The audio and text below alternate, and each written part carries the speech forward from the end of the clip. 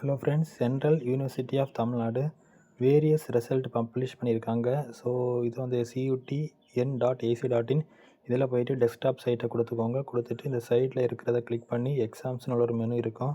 So அதை click பண்ணிட்டீங்கன்னா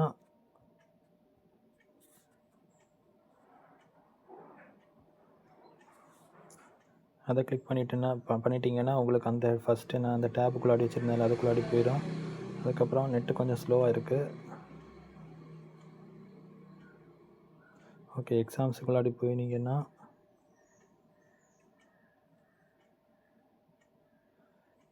நிறைய ரிசல்ட் வந்துருக்கு, டிக்ளரேஷன் ஆஃப் ரிசல்ட். ஓகேவா? ஸோ இதை ஏதாவது ஒன்று கிளிக் பண்ணி நீங்கள் ரிசல்ட்டை வியூ பண்ணிக்கலாம்.